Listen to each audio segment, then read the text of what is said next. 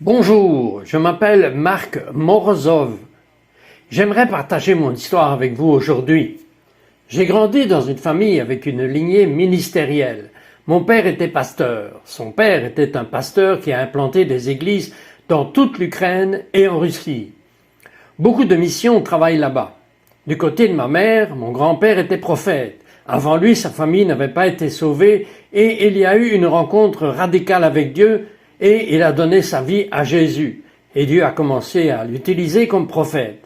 Il voyageait partout en Ukraine, dans toute la Russie, et Dieu l'utilisait comme un vaisseau pour proclamer sa parole et prophétiser aux gens. Ma mère m'expliquait comment la maison avait toujours des invités là-bas. Les gens venaient juste pour prier et ils voyaient des signes et des miracles. Et quand j'ai eu environ 14 ans, ma tante est venue chez moi. Elle m'a réveillé avec cette horrible nouvelle à propos de mon père. Mon père avait été heurté par une voiture. C'était un conducteur ivre qui avait heurté mon père alors qu'il traversait la route et il a été tué sur le coup. Je me souviens que quand j'étais enfant, j'ai grandi avec ça au fond de mon esprit, découragé de voir d'autres personnes avec un père et de ne pas avoir grandi de la même manière. Cela m'a poussé à me rebeller, à aller dans le monde et à faire les choses du monde. Je me souviens que ma mère a fini par tomber malade et s'est retrouvée à l'hôpital et je suis allé dans le monde juste pour trouver de la satisfaction, pour essayer de me retrouver, pour essayer de trouver une identité et un but. Et j'ai fini par me lancer dans la fête, la drogue et l'alcool et j'ai commencé à vendre de la drogue. Même à un moment donné, j'ai juste été perdu en faisant des choses que je n'aurais jamais pensé faire. Mais me voilà dans ce cycle de péché, dans ce cycle de dépendance, dans ce cycle d'esclavage. Et vous savez, Dieu a fini par me trouver là où j'étais par l'intermédiaire d'un de mes amis à qui j'ai fini par vendre de la drogue. Il a fini par faire une overdose, a fini à l'hôpital et a disparu. Mais d'une manière ou d'une autre, j'ai fini par le croiser dans une station-service et j'ai vu quelque chose de différent chez lui. Il m'a invité à la remise de diplôme de cette école biblique où j'ai rencontré la présence de Dieu pour la première fois de ma vie. Et à partir de là, cela a changé ma vie pour toujours. Je m'en souviens encore comme si c'était hier. Je suis tombé à genoux, j'ai juste commencé à pleurer alors que je rencontrais Dieu. J'étais le seul à faire l'expérience de Dieu, mais c'était un moment divin venu du ciel de ma rencontre avec Jésus. J'ai commencé à chercher Dieu à partir de ce moment-là. J'ai commencé à prier et je me suis simplement rapproché de Dieu. Et pendant environ 1 an, il y avait encore une lutte de temps en temps avec ce style de vie et ce péché. Et finalement, je suis allé dans cette école biblique et Dieu a fini par transformer radicalement ma vie et à partir de là, j'ai commencé mon voyage avec Jésus. J'ai commencé à vivre une vie tiède où j'allais juste à l'église, j'aidais un huissier, je dirigeais une entreprise avec mon frère et je faisais juste mon truc à l'église en priant de temps en temps, peut-être 5 minutes par jour. Avant de m'endormir, je disais ma prière rapide à Jésus. Mais Dieu a commencé à m'attirer, Dieu a commencé à remuer mon cœur et à mesure que je commençais à le chercher davantage, j'ai commencé à avoir faim des choses de Dieu. Je me souviens être allé voir mon pasteur de la jeunesse dans le personnel de l'église et de lui avoir dit « Hé, je veux que tu m'envoies quelque part, je veux aller quelque part en mission. » Et ils m'ont offert cette opportunité d'aller en Inde. Instantanément, j'ai dit oui, je vais y aller. Et donc j'ai fini par aller avec l'équipe dans ce voyage en Inde. Je me souviens qu'avant de partir, je priais et je lisais les Écritures et je voyais tous les signes et prodiges que Dieu avait fait à travers les disciples, mais je ne les voyais pas à travers ma vie, je ne les voyais pas autour de moi, je les voyais simplement dans la Bible. Et j'ai dit, Dieu, je veux voir ces signes et prodiges, je veux voir ces trucs surnaturels, je ne veux pas simplement les lire dans la Bible, je veux que la parole devienne réalité. Lorsque je suis allé en Inde, j'ai commencé à voir des signes et des prodiges. Dieu a commencé à faire des choses incroyables là-bas. Et ça a commencé avec les muets. Les gens se levaient de leurs fauteuils roulants. Je me souviens que dans une petite ville, les gens faisaient la queue parce qu'en Inde, certaines églises avaient des haut-parleurs au sommet des bâtiments. Et donc, quand je prêchais ou quand des orateurs prêchaient, le message s'adressait à tout le village ou à la ville et les gens affluaient parce qu'ils entendaient ce que Dieu faisait, ses signes et ses miracles. Je veux dire, je me souviens avoir vu toute une file de gens et les uns après les autres, ils étaient juste guéris des maux de dos, des douleurs aux genoux, des douleurs de l'épaule, de toutes sortes de problèmes et de douleurs différents. À ma grande surprise, 2 semaines avant de rentrer à la maison, j'ai fini par attraper une maladie appelée fièvre dingo. C'est comme le paludisme 2.0. J'étais maintenant au lit, malade de la toux, je ne me sentais pas bien, j'avais des maux d'estomac, j'étais étourdi. Vous savez, lors d'un voyage de mission au service du Seigneur, vous penseriez que Dieu serait avec vous, que Dieu vous protégerait. Mais me voilà maintenant, je me sentais malade et je me souviens que mes symptômes ne s'amélioraient pas. Mais au contraire, ils ne faisaient qu'empirer. Et j'ai décidé d'aller à l'hôpital. Pendant que j'étais enregistré à l'hôpital, les médecins me regardaient et ils me disaient qu'il n'y avait aucun espoir. Nous ne pouvons rien faire. Vous n'y arriverez pas. Je me souviens que les infirmières venaient et me disaient que la raison pour laquelle j'étais toujours malade, c'était parce que je priais Jésus et que je devrais prier Marie. Vous priez la mauvaise personne. Quand vous priez Marie, alors Jésus entend et Jésus répondra. Je me souviens avoir regardé les infirmières et leur avoir dit « Non, Jésus est le seul moyen car Jésus est la vérité et la vie. » Je me souviens de les avoir regardés et je sais que Dieu a même planté des graines dans leur cœur. Mais me voilà à l'hôpital sans aller mieux, mais en tenant sur cette foi que Jésus est un guérisseur. Je me souviens d'une des nuits où j'étais dehors, j'avais tellement mal partout dans mes mains et dans mon corps, mais mes mains et mes jambes étaient comme du feu. C'était comme du feu qui les traversait. Je ne parle pas du feu du Saint-Esprit, je parle du feu de la douleur, comme si vous mettiez la paume de votre main dans un feu et que vous sentiez juste la brûlure.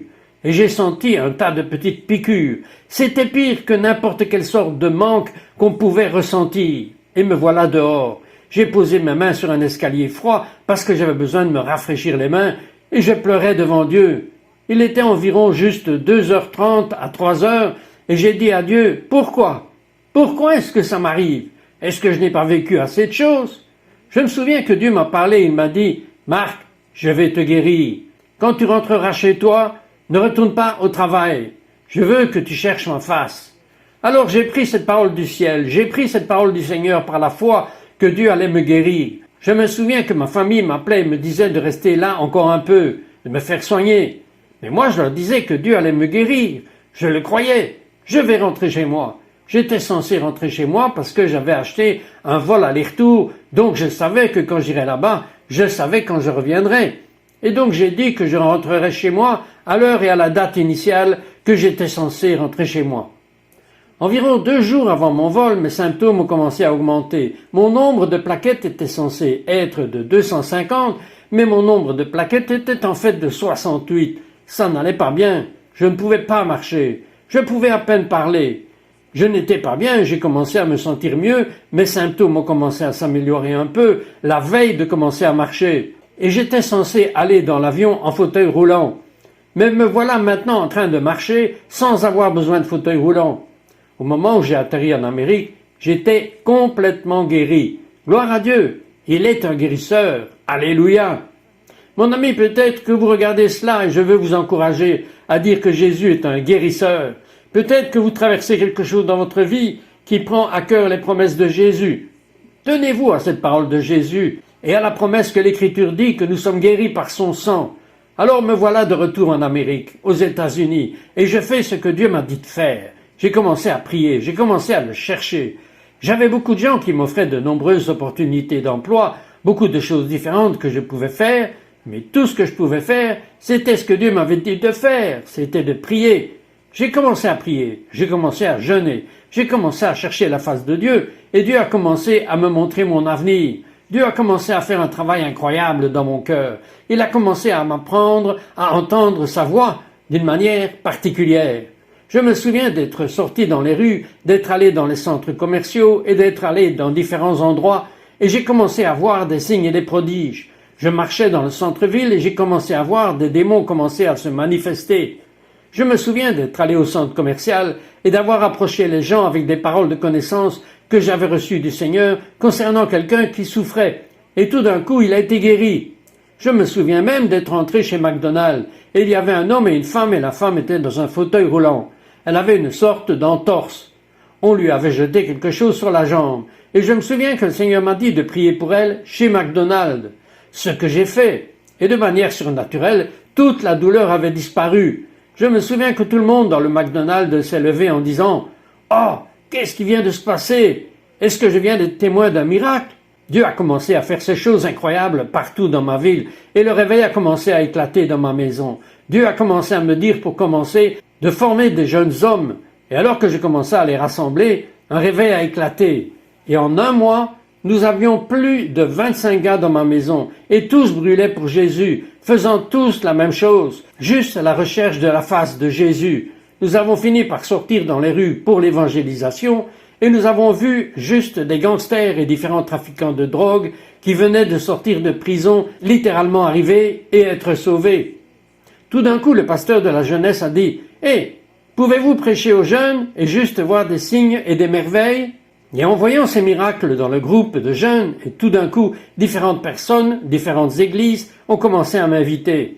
Et j'ai juste vu Dieu faire des choses incroyables. Et mon ami, j'ai quelque chose que je sens que le Seigneur veut que je vous dise, que si Dieu peut le faire à travers moi, il peut le faire à travers vous. Quelle que soit la saison dans laquelle vous vous trouvez, Dieu veut vous utiliser pour sa gloire. Dieu veut vous remplir de son Esprit Saint.